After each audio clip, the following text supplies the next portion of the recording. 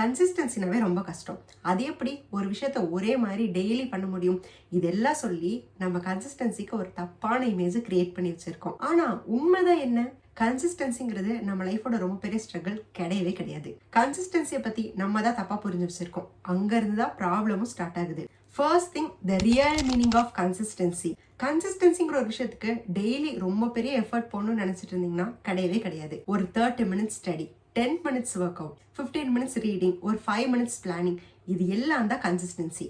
நம்ம எல்லாரும் கன்சிஸ்டன்சினா இன்டென்சிட்டி நினைச்சிட்டு இருக்கோம். But consistency means continuity. ஒரு சின்ன ஹேபிட் தான், ஈவன் அது 5 minutes இருந்தாலும் டெய்லி பண்ணிட்டு இருந்தீங்கன்னா அது ரொம்ப பெரிய சேஞ்சஸ் கொண்டு வரும். Consistency is not about how much you do, it's about how often you show up. Next one, நம்ம ஏன் கன்சிஸ்டன்சிங்கிறது ரொம்ப ஹார்டுன்னு நினைச்சிட்டு இருக்கோம்? கன்சிஸ்டன்சிங்கிறது ரொம்ப கஷ்டம்னு தோன்றதுக்கு ஒரே ஒரு ரீசன், நம்மளோட எக்ஸ்பெக்டேஷன்ஸ் மட்டும்தான். நம்ம எல்லாரோட தாட்லயும் கன்சிஸ்டன்சிங்கிறது பர்ஃபெக்ட் ரொட்டீனா இருக்கணும், டெய்லி ஹை மோட்டிவேட்டடா இருக்கணும், ஏர்லி மார்னிங் எந்திரிச்சிடணும், ஸ்ட்ரிக்ட் டிசிப்ளின்ல இருக்கணும், எந்த பிரேக்கும் இருக்கக்கூடாது, எந்த பேட் டேஸும் இருக்கக்கூடாதுன்னு நினைச்சீங்கன்னா இதெல்லாம் ரியாலிட்டியில நடக்கவே நடக்காது. லைஃப்ல நிறைய அப்ஸ் அண்ட் டவுன்ஸ் வரும். சில நாள் எனர்ஜி இல்லாம கூட போகும். இதுக்கிடையில work tension, health issues, family issues, இது எல்லாமே இருக்கதான் செய்யும். ஆனா நம்ம மைண்ட்ல ஒரே ஒரு தாட் மட்டும்தான் இருக்கணும், நம்ம லைஃப்ல என்ன நடந்தாலும் இந்த ஒரு விஷயத்த டெய்லி என்னால கண்டினியூவா பண்ண முடியுதாங்கிறது மட்டும்தான். கன்சிஸ்டன்சிங்கிறது பெர்ஃபெக்ஷன் கிடையவே கிடையாது. நீங்க எப்படி ஒரு விஷயத்த பேலன்ஸ் பண்ணி எடுத்துட்டு போறீங்கிறதுல தான் இருக்கு. சம்டைம்ஸ் அது 1%, சம்டைம்ஸ் அது 50%, சம் டேஸ் அது 100% கூட இருக்கலாம். ஆனா இங்க இம்பார்ட்டன்டான விஷயம், அது 0% ஆகாம பாத்துக்கிறது நம்ம கையில தான் இருக்கு. இப்போ லெவல் 1 வர்சஸ் லெவல் 2. எந்த ஒரு விஷயத்தையும் நம்ம ஃபர்ஸ்ட் ஸ்டார்ட் பண்ணும்போது அது நமக்கு ரொம்ப ஈஸியா தெரியும்.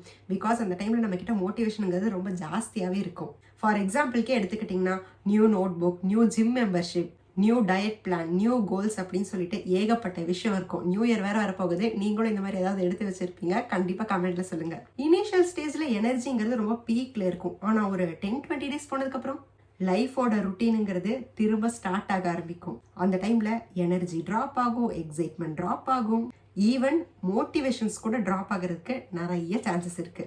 எஸ், எக்ஸாக்ட்லி, இதுதான் லெவல் 2. லெவல் 1ல சக்சஸ்ங்கிறது நிறைய பேர்னால பார்க்க முடியும். ஆனா லெவல் 2 போகும்போது நீங்க சர்வை பண்ணிட்டீங்கன்னா அங்கிருந்து தான் உங்களோட கன்சிஸ்டன்சிங்கிறது ஸ்டார்டே ஆகும். இந்த லெவல் 2ல சர்வை பண்றதுக்கு நான் சொல்ற இந்த விஷயம்லாம் கண்டிப்பா யூஸ்ஃபுல்லா இருக்கும். நோட் பண்ணி வச்சுக்கோங்க. Lowering intensity and simplifying your goals. அந்த third stage, breaking your task. அதுக்கப்புறம் ரொம்ப இம்பார்ட்டண்டா ப்ரெஷரை ரெடியூஸ் பண்றது, reducing your pressure. And final one, accepting your imperfection days. இதெல்லாம் நான் ஏன் சொல்றேன்னா, மோட்டிவேஷனுங்கிறது எப்போ வேணாலும் ஃபேட் அவுட் ஆகும். ஆனா ஹேபிட்டுங்கிறது தான் உங்க கூட எப்பவுமே இருக்கும். அதுக்காக தான் சொல்றேன், லெவல் 2ங்கிறதுல இருந்து தான் சக்சஸே ஸ்டார்ட் ஆகுது. Next one, intensity versus consistency. சரி, ஓகே, பட் இந்த கன்சிஸ்டன்சிங்கிற விஷயத்துல ஏன் நிறைய பீப்புள் ஃபெயில் ஆகுறாங்கன்னு கேட்டீங்கன்னா, நம்ம எல்லாரும் இன்டென்சிட்டிங்கிறது தான் கன்சிஸ்டன்சின்னு நினைச்சிட்டு இருக்கோம். சரி, ஏன் இவ்வளோ பண்ணதுக்கு அப்புறமும் கன்சிஸ்டன்சிங்கிற ஒரு விஷயத்துல ஏன் நிறைய மனுஷங்க ஃபெயில் ஆகுறாங்க? பிகாஸ் நம்ம எல்லாரும் என்ன நினைச்சிட்டு இருக்கோம்னா, இன்டென்சிட்டிங்கிறது தான் ப்ரொடக்டிவிட்டின்னு. ஆனா அது கிடையவே கிடையாது. ஃபார் எக்ஸாம்பிளுக்கு சொல்லணும்னா, டெய்லி 2 hours ஜிம்னு 1 week ஃபுல்லா கண்டினியூவா பண்ணுவாங்க. ஆனா அடுத்த வீக் கண்டிப்பா ஜிம் பக்கத்துல போகவே மாட்டாங்க. சோஷியல் மீடியா எடுத்துக்கிட்டீங்கன்னா, ஒரு நாளைக்கு உட்காந்து 20 ரீல் எடிட் பண்றது. இப்படி பண்ணா என்ன ஆகும்? பர்ன் அவுட் தான் ஆகும். ஸோ அடுத்த நாள் எதுவுமே பண்ணாம விடுறது. ஸ்டடீஸ்ன்னு சொல்லி எடுத்துக்கிட்டீங்கன்னா, ஒரு நாள்ல உட்காந்து 6 hours ஃபுல்லா ஸ்டடி பண்றது. இப்படி பண்ணிட்டு டயர்டா இருக்குன்னு சொல்லிட்டு அடுத்த நாள் எதையுமே படிக்காம விட்டுருது.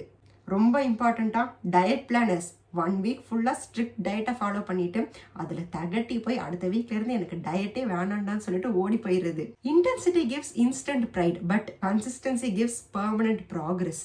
சின்ன சின்ன ஸ்டெப்ஸ், சின்ன சின்ன எஃபர்ட்ஸ், இது எல்லாத்தையும் டெய்லி பண்ணாவே போதும். இதுக்கு பேர் தான் ரியல் டிசிப்ளின். கன்சிஸ்டன்சிங்கிறது ரொம்ப பவர்ஃபுல்லான ஒரு விஷயம். இதை விட உங்களுக்கு ஒரு சீக்ரெட் சொல்றேன். கன்சிஸ்டன்சில டைனியான ப்ராக்ரஸை டெய்லி ரிப்பீட் பண்ணாவே போதும், நீங்க மேசிவான growth பார்க்க முடியும். நெக்ஸ்ட் ஒன், ஏன் மோட்டிவேஷனுங்கிறது எப்பவுமே ஃபெயில் ஆகுது? மோட்டிவேஷனுங்கிறது ஒரு இமோஷனல் எனர்ஜி மட்டும்தான். அது வரும் போகும். அதுக்காக தான் சொல்றேன், எப்பவுமே மோட்டிவேஷனுங்கிற ஒரு விஷயத்தை மட்டும் டிபெண்ட் பண்ணி இருக்கவே இருக்காதீங்க. ஒரு நல்ல மைண்ட் செட்டை பில்ட் பண்ணணும்னு நீங்க நினைச்சிட்டு இருந்தீங்கன்னா, மோட்டிவேஷன்ஸ்க்காக வெயிட் பண்றதை விட்டுட்டு சிஸ்டமை பில்ட் பண்ண ஸ்டார்ட் பண்ணுங்க. சரி, அது எப்படி ஒரு சிஸ்டமை பில்ட் பண்ணணும்னு கேட்டிங்கன்னா, ஒரு எக்ஸாம்பிள் சொல்கிறேன், நோட் பண்ணிக்கோங்க. ஒரு 5 நிமிஷம் உட்காந்து நைட் டைமில் பிளான் பண்ண ஆரம்பிங்க. அது உங்களோட ஒர்க், டாஸ்க் இந்த மாதிரி எதுவாக வேணாலும் இருக்கலாம். ஆனால் ஜஸ்ட் ஒரு 5 நிமிஷம் போதும். நெக்ஸ்ட் மார்னிங் ரொட்டீன்னு சொல்லிட்டு 10 மினிட்ஸ் ஏதாச்சும் ஒரு நல்ல விஷயத்த ஃபிக்ஸ் பண்ணி வச்சுட்டு அதை டெய்லி ஃபாலோ பண்ண ஆரம்பிங்க. அண்ட் ஒரே ரூல் தான், டெய்லி 3 டாஸ்க் பண்ணியே ஆகணும். நெக்ஸ்ட் வீக்லி ரிவ்யூ பண்ணுங்க. அடுத்த ஸ்டெப்பா லோ ப்ரெஷர் ஹேபிட்டை கொஞ்சம் கொஞ்சமா பழகி அதை வளர்த்துக்கவும் ஆரம்பிங்க. அந்த ஃபைனல் ஒன் அக்கௌண்டபிலிட்டி, அது கண்டிப்பா இருக்கதான் செய்யணும். இதுல மேஜிக்கலான ஒரு விஷயம் என்னன்னா, சிஸ்டம்ங்கிறது ஃபிக்ஸ்டா இருந்துருச்சுன்னா நம்மளோட டேஸ் எவ்வளோ பேடா இருந்தாலும் நம்மளோட ருட்டீனுங்கிறது ஸ்பாயில் ஆகவே ஆகாது. அது மட்டும் இல்லாம அந்த இடத்துல கன்சிஸ்டன்சியும் டிராப் ஆகாது. இங்க உங்களுக்கு சேஃப்டி நெட்டே உங்களோட சிஸ்டம் தான். அந்த final one, the real secret to stay consistent. Consistency is not about being strong, it's being simple. First சின்னதா ஒரு விஷயத்துல இருந்து ஆரம்பிங்க. எல்லாருமே ஃபெயில் ஆகுறதுக்கான இம்பார்ட்டன்ட் ரீசனே ஆரம்பிக்கும் போதே ரொம்ப பெருசா இருந்து ஆரம்பிக்கிறது. இங்க நம்ம எல்லாரும் தெரிஞ்சுக்க வேண்டிய ஒரு சீக்ரெட்டே, success come from tiny repeatable habits. Next one, don't take big breaks. Restart should be small. Next one, உங்களோட ப்ராக்ரஸை ட்ராக் பண்ண ஆரம்பிங்க. நீங்க உங்களோட ப்ராக்ரஸை ட்ராக் பண்ண உங்களுக்குள்ள இருக்கிற எனர்ஜி பூஸ்ட் ஆகிக்கிட்டே இருக்கும். நெக்ஸ்ட் ஒன், ஃப்ரிக்ஷனை ரெடியூஸ் பண்ணுங்க. உங்களோட ருட்டீனுங்கிறது ஸ்டார்ட் பண்றதுக்கு ரொம்ப ஈஸியா இருக்கிற மாதிரி மாத்துங்க. ஃபார் எக்ஸாம்பிளுக்கு சொல்லணும்னா, நைட்டு தூங்கும் போதே ஜிம் கிளாத்ஸ் எல்லாம் எடுத்து வச்சுட்டு தூங்குறது. ஸோ டக்குன்னு எந்திரிச்சோன்னு கிளம்பி போயிடலாம். அண்ட் உங்களோட ஸ்டடி டேபிளை கொஞ்சம் கிளீனா மெயின்டைன் பண்றது. அந்த நெக்ஸ்ட் ஒன், உங்களோட டு டூ லிஸ்ட்டை கொஞ்சம் குட்டியா மெயின்டைன் பண்ணிக்கிறது. அண்ட் தென் மோட்டிவேஷனுங்கிற ஒரு விஷயத்துக்கு வெயிட் பண்ணவே பண்ணாதீங்க. இங்க நம்மளோட ஆக்ஷன் தான் மோட்டிவேஷனே. கன்சிஸ்டன்சிங்கிறது ஒரு ஐடென்டிட்டி. நான் கன்சிஸ்டன்டான ஒரு பர்சன் சொல்லி நீங்க ஃபீல் பண்ண ஆரம்பிச்சிட்டீங்கன்னா அப்போவே உங்களோட லைஃப் பாதி மாறிடும். ஸோ கன்சிஸ்டன்சினா அவ்வளோ கஷ்டம்லாம் கிடையாது. நம்ம மனசுல இருக்கிற எக்ஸ்பெக்டேஷன்ஸ் தான் அதை ரொம்ப கஷ்டமா நமக்கு காட்டுது. நீங்க இது எல்லாத்தையும் சிம்பிளிஃபை பண்ணி உங்களோட ப்ரெஷரை ரெடியூஸ் பண்ணி அண்ட் பர்ஃபெக்ஷனுங்கிற ஒரு எக்ஸ்பெக்டேஷன்ஸை ஸ்டாப் பண்ணாவே போதும். கன்சிஸ்டன்சிங்கிறது ஆட்டோமேட்டிக்காக ஸ்டார்ட் ஆயிரும். And then consistency become effortless. இது எல்லாத்தையும் தாண்டி ஒரு விஷயத்த மட்டும் மறந்துடாதீங்க. சின்ன சின்ன ஸ்டெப்ஸை டெய்லி எடுத்து வச்சாவே போதும். ரொம்ப பெரிய சக்ஸஸை சீக்கிரமாகவே பார்க்கலாம். நெக்ஸ்ட் வீடியோவில் மீட் பண்ணலாம். Bye by.